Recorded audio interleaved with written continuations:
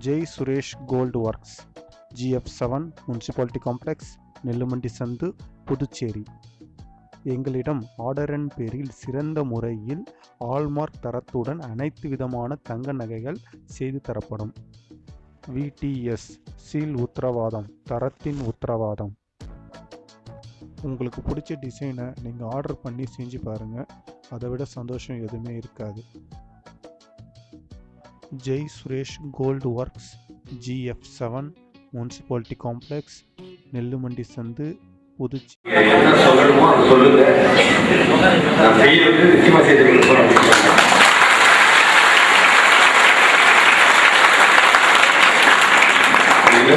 இது பாராட்டுற மட்டுமல்ல, இது கோரிக்கை சொல்றதுக்கு மட்டுமல்ல, எங்களுடைய உணர்வை வெளிப்படுத்துவதற்கு நாங்கள் எல்லோரும் ஒன்றாக தேவை இருக்கின்றோம்.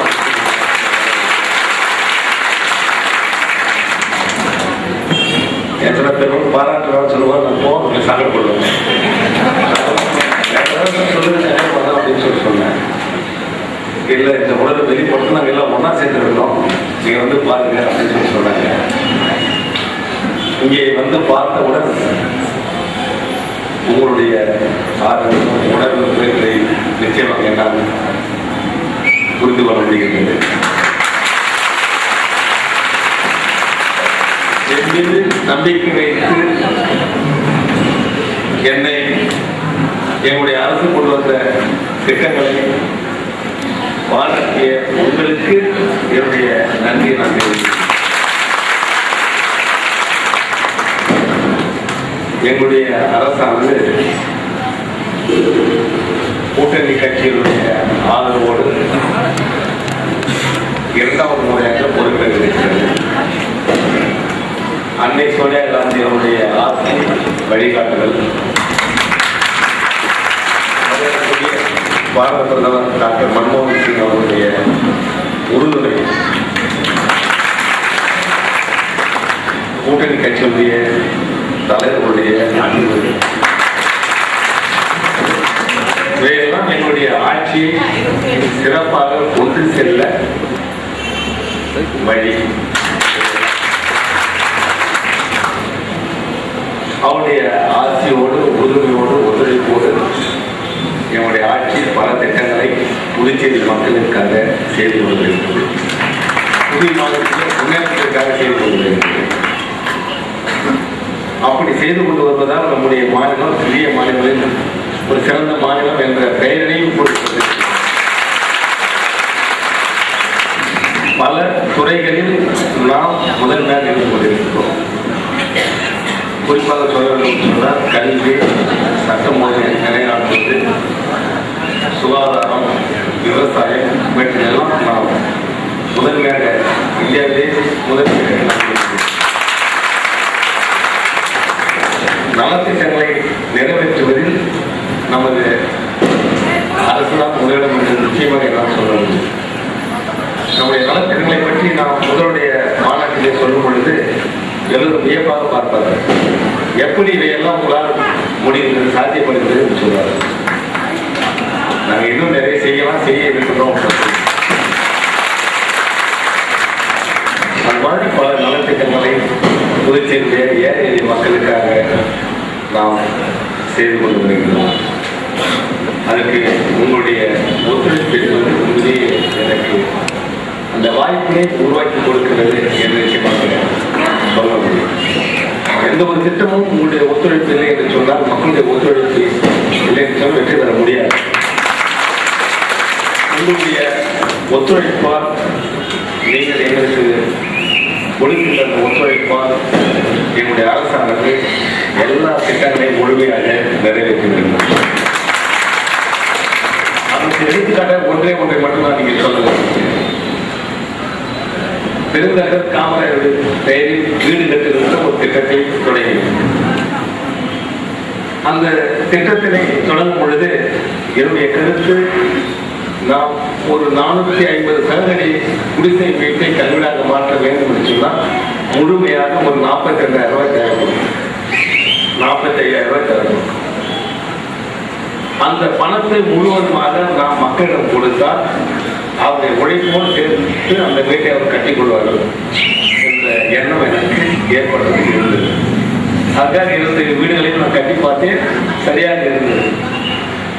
அதனால் அந்த திட்டத்தை நான் தொடங்கும் பொழுது முழுமையாக 3 தவணைகளில் பணத்தை அந்த நன்மை பெறுகின்ற மக்களிடமே கொடுத்து விட வேண்டும். நாம் வீடு கட்டி கொடுப்பதை விட அவரிடம் கொடுத்தால் அவருடைய உழைப்பை சேர்த்து நன்றாக கட்டிக் கொள்வார்கள் என்ற ஒரு நம்பிக்கை. அதனால் அந்த திட்டத்தை நான் அவ்வாறு தொடங்கினேன்.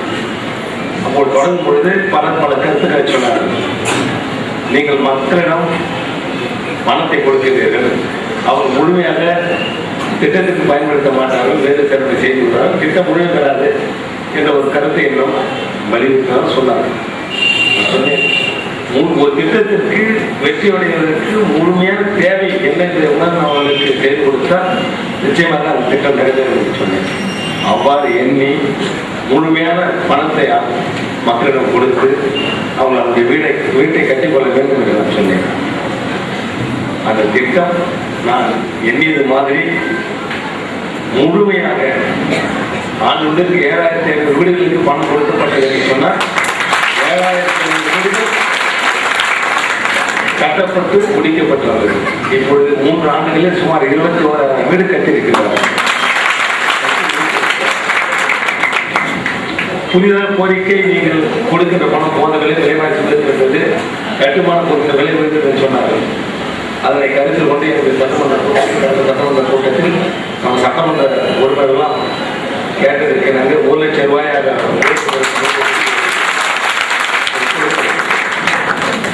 அப்படி அந்த திட்டம் வெற்றி பெறுவதற்கு காரணம் அவங்களுக்கு அந்த நன்மை பெறுகின்ற மக்கள் கொடுத்த ஒத்துழைப்பை நிறைவேற்ற வேண்டும், நாம் அதை முழுமையாக பயன்படுத்த வேண்டும் என்று எண்ணியது.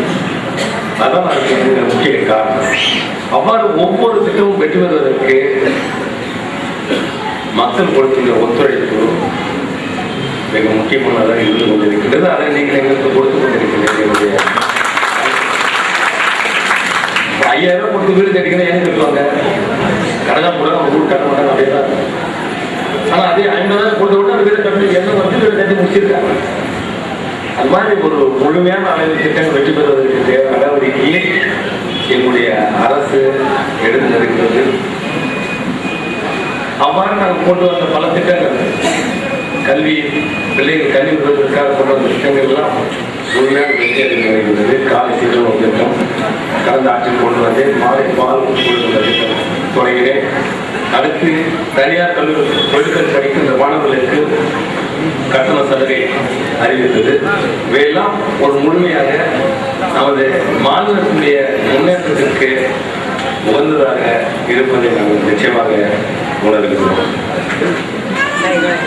எங்களுடைய எண்ணம், அரசுடைய எண்ணம், புதுச்சேரி மாநிலம் ஒரு சிறந்த மாநிலமாக வர வேண்டும், வளர வேண்டும், உள்கட்டமைப்புகளை மேம்படுத்த வேண்டும், சுற்றுலாத்தலமாக மாற வேண்டும், வருவாய், அரசுடைய வருவாய் உயர வேண்டும், மக்களுடைய பொருளாதார நிலை உயர்வடைய வேண்டும். இப்பொழுது அந்த எண்ணம் நிறைவேறுகிறது. நமது மாநிலத்தில் வருவாய் உயர்ந்திருக்கிறது, மக்களின் பொருளாதார நிலை உயர்ந்திருக்கிறது, தனிநபர் வருமானம் உயர்ந்திருக்கிறது. இப்படி நம்முடைய மாநிலம் நல்ல உயர்வு காண வேண்டும் என்ற எண்ணத்தோடு அரசுடைய செயல்பாடுகள் இருப்பதை நீங்கள் நிச்சயமாக அறியலாம். ஆனால் மேலும் பல திட்டங்களை கொண்டு வந்து உங்களுக்காக, உங்களுடைய வளர்ச்சிக்காக எங்களுடைய அரசானது நிறைவேற்றும் என்பதை நான் உங்களுக்கு கூறிக்கொள்கிறேன். ஒரு சமுதாயம் முன்னேற வேண்டும் என்று சொன்னால் ஒரு நல்ல கல்வி மிக அவசியமானது. எல்லோருக்கும் நல்ல கல்வி வேண்டும். அந்த அடிப்படையில் தான் எல்லோரும் படிக்க வேண்டும் என்ற எண்ணத்தோடு பெருந்தலைவர் காமராஜர் அவர்கள் மதிய உணவு திட்டத்தை எல்லாம் தொடங்கி பிள்ளைகள் பள்ளிக்கு வருவதற்கு ஒரு வாய்ப்பை உருவாக்கினார்கள். அப்படி அந்த கல்வி தரமான கல்வியாக கிடைக்க வேண்டும், பிள்ளைகள் எல்லோரும் ஏழை சார்ந்த பிள்ளைகளும் ஒரு நல்ல கல்வி பெற வேண்டும் என்ற எண்ணத்தோடு எங்களுடைய அரசானது எல்லா இடங்களிலும் பள்ளிகளை கொண்டு வந்திருக்கிறது. எல்லா கிராமங்களிலும் பள்ளிகள் நடத்தப்படுகிறது, கல்லூரிகள் தொடங்கப்பட்டிருக்கிறது, தனியார் கல்லூரி படிப்பதற்கான வாய்ப்பு உருவாக்கப்பட்டிருக்கிறது. எல்லா சமுதாயத்தை சார்ந்த பிள்ளைகளும் கல்வி பெறுகின்ற ஒரு வாய்ப்பு என்னுடைய அரசால் ஒரு நல்ல கல்வி கிடைக்கும் பொழுது நிச்சயமாக நம்முடைய மக்களுடைய நிலை உயரும், பொருளாதார நிலை உயரும். வேலை உருவாக்கி கொடுக்கின்ற திட்டமும் என்னுடைய அரசால் இருக்கிறது. அந்த திட்டத்தின் மூலமாக எதிர்காலத்தில் பல இளைஞர்களுக்கு வேலை கிடைக்கின்ற ஒரு வாய்ப்பு இருக்கின்றது. அதாவது நல்ல ஒரு பொருளாதார நிலை அடைய வேண்டும் என்பதில் என்னுடைய அரசு கவனம் செலுத்தி சிறப்பு பொருளாதார மண்டலத்தை கொண்டு வர இருக்கின்றோம். சுங்க வரிகளா துறைமுக கட்டுகின்ற பணியை தொடங்குகிறோம். இவையெல்லாம் எதிர்காலத்தில் இளைஞர்களுக்கு ஒரு நல்ல வேலை வாய்ப்பு கிடைக்கின்ற நிலை. இந்த நிலையில் எங்களுடைய அரசு கொண்டு வருகின்ற திட்டங்கள் வெற்றி பெற்று வருகின்ற இந்த நிலையில் நீங்கள் எங்களை பாராட்டி எங்களுடைய திட்டங்களை பாராட்டி சில கோரிக்கைகளை வைத்திருக்கிறீர்கள். இங்கே சொல்ல வேண்டும் என்று சொன்னால் இங்கே பார்க்கும்பொழுது தெரியும் வேறு உள்ள இங்கே வந்திருக்கிறவர்களுடைய நிலை உழைப்பு என்ன என்பதை நிச்சயமாக எங்களால் உணர முடிகிறது. ஏன் நீங்கள் பார்க்கலாம், இரும்பு வேலை செய்கின்ற கர்மா சொன்ன மாதிரி எந்த தொழில் செய்ய வேண்டும் என்று சொன்னாலும் அவருடைய உதவி நிச்சயமாக தேவை.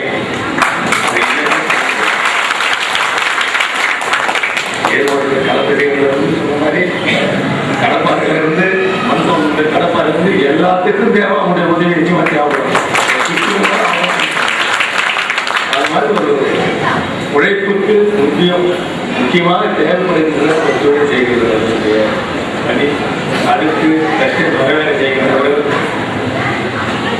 ஒரு வீடு சொன்னா உங்களுடைய கட்டாயம் உங்களுடைய உதவி தேவை. அது அழகாக வீட்டில் அழகாக செய்யணும், அழகுபடுத்தணும் சொன்னாலும் உங்களுக்கு தேவை. அந்த மாதிரி அவருடைய பணி ஒரு முக்கியமான பணி. இரண்டாவது கண்ணால் பாத்திரம் செய்யறது.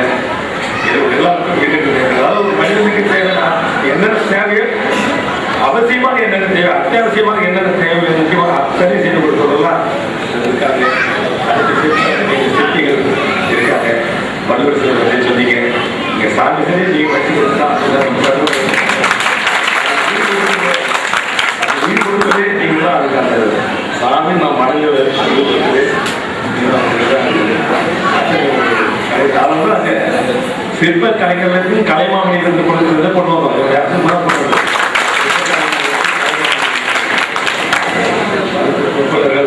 அழகுபடுத்துவதற்கு நிச்சயமா திருமணத்துக்கு சொன்னாங்க தாலி.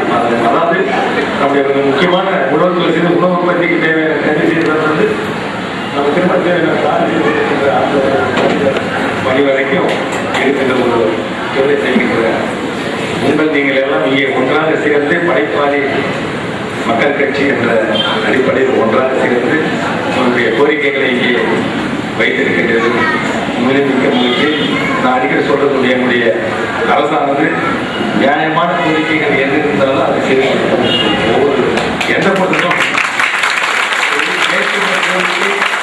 நியாயமாக இருந்தால் அரசு செய்து கொடுக்க தயங்காது சொல்லுவாங்க. அதே மாதிரி வரைக்கும் செய்து கொடுத்து கொண்டு வருகின்றோம். நீங்கள் சொன்னது மாதிரி நீங்கள் முக்கியமாக நீங்கள் கேட்டிருக்கிற முதல் கோரிக்கையாக நம்ம விஸ்வகர்ம சமூகத்தில் நிறைய பேரும் பிற்படுத்தவோர் பட்டியல் சேர்க்க வேண்டும் அப்படின்னு கேட்டிருக்கீங்க. அதுக்கு எங்களால் பரிந்துரை செய்ய முடியும். அதை ஆணையம் தான் முடிவெடுத்து அரசுக்கு கொடுக்க வேண்டும்.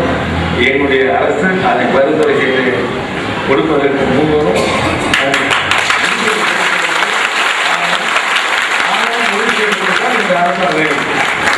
நிறைவேற்றி கொடுக்கும் என்பதை நான் உங்களுக்கு கூறிக்கொள்கிறேன். அடுத்து நீங்கள் சட்டமன்ற உறுப்பினர் சொன்னார், நியமன சட்டமன்ற உறுப்பினர் எம்சி வாரியத்தில் விளக்கியிருக்கு. இது அரசியல் சூழலை பொறுத்து எந்தெந்த சமயத்தில் எப்படியெல்லாம் முடிவெடுக்க வேண்டுமோ அப்படிப்பட்ட முடிவினை அரசு அல்லது அரசு சார்ந்த கட்சி தலைமை முடிவெடுக்க வேண்டிய ஒன்று. அதை அந்த சமயத்தில் நம்முடைய கட்சி தலைமையுடைய முடிவுக்கு ஏற்ப நாங்கள் செய்து கொடுப்பதற்கு தேவையான எங்களுடைய அரசு சொல்லிக்கொள்கிறேன். அடுத்து இது நான் செய்யலாம். கூட்டுறவு வங்கியில்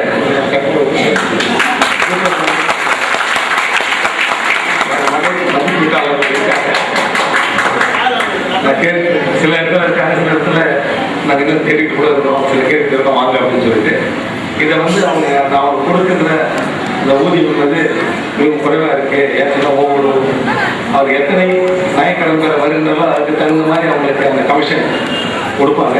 அதனால் குறைவாக இருக்கின்றது என்ற ஒரு கோரிக்கை பல ஆண்டுகளாக எங்களை கேட்டுருக்காங்க. அவர்களை வங்கியுடைய பணியாளராக நியமிக்க வேண்டும் என்ற ஒரு கோரிக்கை. அதை நான் கருத்தில் எடுத்துக்கொண்டு அவர்களுக்கு எந்த பெயரில் அந்த பணியாளராக நியமிக்க முடியுமோ ஒரு பெயர் வைத்து அவர்கள் நியமிக்க ஆரம்பித்தார்.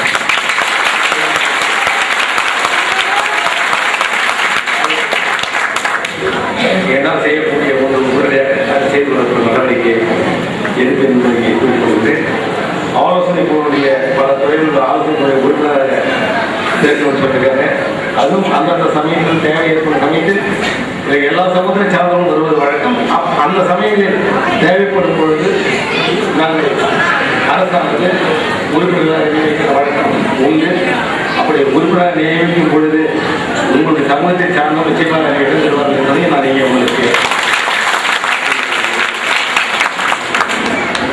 இலவசமடைப்பட்ட வழங்குவது 5 அந்தந்த தொகுதியில் இலவசமடைப்பட்ட வழங்குவது இப்போ பெரும்பாலும் நகர்பகுதியில் குடியிருக்கிறவர்களுக்கு அரசு புறம்போக்கு அல்லது அரசு துறையில் உள்ள சார்ந்த இடங்கள் அல்லது கொம்யூனிட்டி பஞ்சாயத்து நகராட்சி சொந்தமாக இடங்கள் குடியிருப்பவர்களுக்கு அப்படியே மனைப்பட்ட வழங்கப்படுகிறது.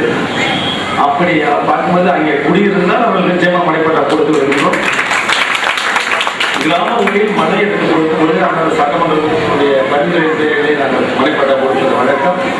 அங்கே இருப்பவர்கள் அங்கே தொழில்கள் அந்தந்த ஊரில் இருக்கும் பொழுது அவர்களுக்கு கிராமத்தில் இருக்கும் பொழுது அவர்களுக்கு நிச்சயமாக வீடு இல்லாதவர்களுக்கு குறிப்பாக வீடு இல்லாதவர்களுக்கு மனைப்பட்டா நிச்சயமாக. அடுத்து 5 வாரியம் அதை எங்களுடைய அமைச்சரோடு கலந்து பேசி எங்களுக்கு சட்டமன்ற கலந்து பேசும் பொழுது அமைப்பு சார்ந்த அதை உறுப்பினராக இருந்து கொண்டிருக்கிறார். 5 நல வாரியங்களை வேண்டும் என்று கேட்டிருக்கிறார். நல வாரியம் கூடுதலாக விரைவாக செய்யக்கூடிய நிலையிலே அமைய ஒரு வாய்ப்பு உண்டு. ஆனால் எங்களுடைய அமைச்சரோடு கலந்து பேசி நல வாரியம் தமிழகத்தில் இருக்கிறது கூட சொல்லியிருக்கிறார்கள். நல வாரியம் அமைப்பதற்கு நடவடிக்கை எங்களுடைய அரசு எடுக்கும் குறிப்பிடுகிறது. அடுத்து வெளிமாநிலத்தில் வருகின்ற ரெடிமேட் தங்கநாய்களுக்கு தமிழ்நாட்டில் உள்ளது போன்று நுழைவு வருகிறது என்று சொல்லியிருக்கு. அதுவும் என்னுடைய வணிக வரி துறையோடு கலந்து பேசி உடனடியாக நடவடிக்கை.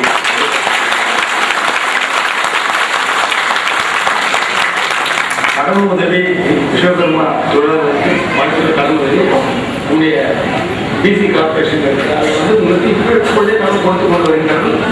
நம்முடைய நண்பர்கள் இருந்தால் கொடுத்து கொண்டு வருகிறார்கள். நீங்கள் மாநிலத்தோடு கூடிய கல்வியாக இப்பொழுது கூட நான் கல்வி கடன் கொடுப்பதற்காக மற்றும் அதிக கடன்களை வழங்குவதற்காக அதிகமாக நிதியை கொடுத்திருக்கின்றேன். மேலும் கூடுதலாக நிதி அவர்களுக்கு ஒதுக்கி கொடுக்க நான் முடிவு செய்திருக்கின்றேன். அதாவது இதெல்லாம் நீங்கள் அங்கே விண்ணப்பம் செய்து தேவையான கடன் உதவியை பெறலாம் என்று நான் இங்கே உங்களுக்கு குறிப்பிட்டிருக்கேன். அடுத்து அரசாங்க நியமனம் செய்த காப்பீடு தச்சு ஆசாரி பணியிடங்கள் நீங்கள் கேட்கிற ஒரு நியாயமான கோரிக்கை. அந்த தேர்விலே யார் சிறப்பாக இருக்கிறார்களோ அவர்களுக்கு பணி கொடுக்கப்படும். ஏன்னா வேலை நல்லா செய்யணும், நல்லா வேலை நல்லா செய்யணும். அது மாதிரி அவங்களுடைய தேர்வில் அவர்கள் வெற்றி பெற்றால் நிச்சயமாக அவர்களுக்கு அந்த உரிய இடம் கொடுக்கப்படும் என்பதை இங்கே நான் உங்களுக்கு கூறிக்கொண்டு நீங்கள் கேட்ட அதிகமான கோரிக்கைகளை நிறைவேற்றி கொடுப்பதற்கு உடனடியாக அரசு நடவடிக்கை எடுக்கும். அதான் இந்த மாநாட்டு விழா என்பது எங்களுடைய அரசுக்கு கிடைத்த வெற்றி. அதில் எங்களுக்கு மகிழ்ச்சி.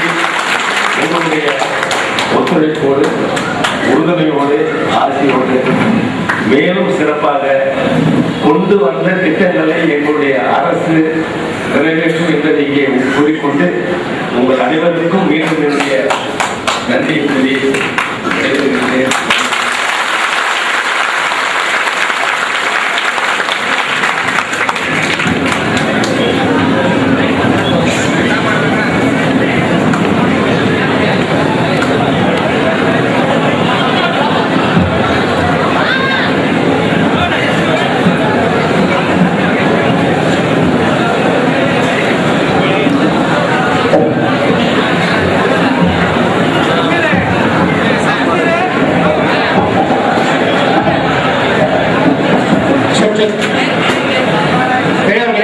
மதிய உணவு மானியம் தயாராக வந்து தயவு செய்து யாரும் வீட்டுக்கு செல்ல வேண்டாம். மதிய உணவு அருந்தி விட்டு செல்லும். தயவு செய்து யாரும் வீட்டுக்கு போயிடாது.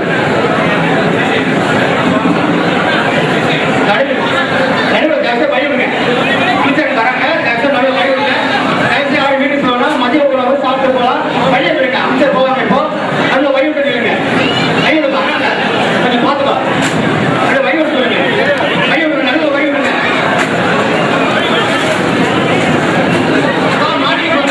சாப்பிட்டு போகலாம். மாடிக்கு போங்க.